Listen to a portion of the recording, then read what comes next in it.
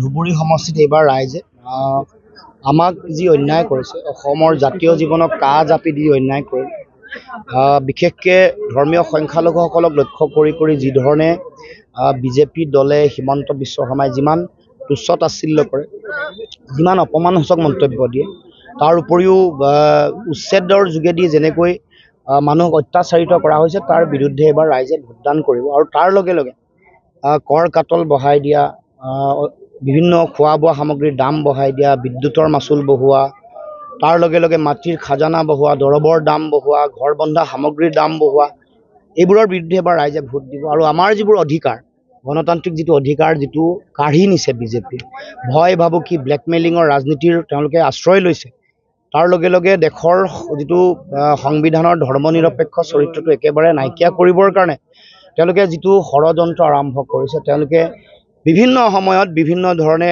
গোটেই শাসন ব্যৱস্থাটো নিজৰ হাতত তুলি লৈ আইনৰ শাসন নাইকিয়া কৰিছে, জংগল ৰাজৰ নিচিনা এটা পৰিৱেশ সৃষ্টি কৰিছে। তাৰ বিৰুদ্ধে এইবাৰ ৰাইজে একেলগে ঐক্যবদ্ধভাৱে বিজেপিক উৎখাত কৰাৰ লগে লগে আজমল চাহাবকো ইয়াৰ পৰা উৎখাত কৰিবৰ কাৰণে ভোটদান কৰিব। এবাৰ মিত্ৰ গোটে কিমান আচলতে আসন পাব? 14খন আসন যিহেতু আছে, 6খনটো একেবাৰে চূড়ান্ত, 6+-3 নাম কেইটা কৈ 6 আৰু 3খন আসন আহিব পাৰে, 2-3খন, 6খনটো ফাইনেলি। ডিব্ৰুগড়, যোৰহাট, নগাঁও, কৰিমগঞ্জ, ধুবুৰী আৰু গুৱাহাটী, এইখন কনফাৰ্ম ফাইনেল। আৰু 2 বা 3খন আহিব পাৰে, মেক্সিমাম 3খন। কেশৱ মহন্তই কৈছে যে এইবাৰ ধুবুৰীত কংগ্ৰেছ 3 নম্বৰত থাকিব, আপোনালোকৰ কেনেকুৱা? তেওঁলোক নিজে 3 নম্বৰী পাৰ্টি, সকলোৱে গম পায়, সেইকাৰণে 3 নম্বৰটো ওলাইছে। তেওঁলোকৰ মূল যুঁজ হ'ব এওঁদিশৰ লগত বুলি কৈছে। নাই, সেইটোৱে কৈছে, 3 নম্বৰত থকা অভ্যাসটো তেওঁলোকৰ আছে, আৰু তেওঁলোকে পাৰ্টি হিচাপেও 3 নম্বৰী পাৰ্টি, গতিকে মনত সেইটো আহিছে কাৰণে সেইটো কৈছে।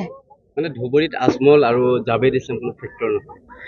ধুবুৰীত ৰাইজে চক, ফেক্টৰটো ৰাইজহে, জনতাহে ফেক্টৰ। এইটো কথা বিজেপি আৰু এজিপিয়ে পাহৰি যায় কাৰণে, গণপৰিষদে পাহৰি যায় কাৰণে এইবোৰ কথা কৈছে, 3 নম্বৰ, 1 নম্বৰ, 2 নম্বৰ। ৰাইজে মেইন সিদ্ধান্ত ল'ব। এইবাৰ মেইন ফেক্টৰটো ৰাইজ।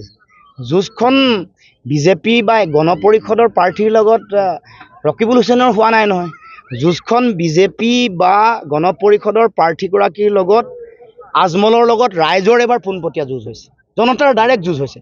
জনতাক অন্যায় কৰিছে, তাৰ বিৰুদ্ধে ভোট দিব। সন্মুখত কোন আছে ডাঙৰ কথা নহয়, কিন্তু ৰাইজক কৰা অন্যায়ৰ উত্তৰ ৰাইজে দিব। আৰু সেইকাৰণে যুঁজখন ৰাইজৰ লগত। পাহৰি গৈছে, ক্ষমতাত অহংকাৰী হৈ হিমন্ত, আজমল আৰু এই গণপৰিষদৰ নেতাসকলে পাহৰি গৈছে যে ৰাইজে গণতন্ত্ৰৰ ৰজা, ৰাইজেহে সিদ্ধান্ত ল'ব। ঠিক আছে, থেংক ইউ।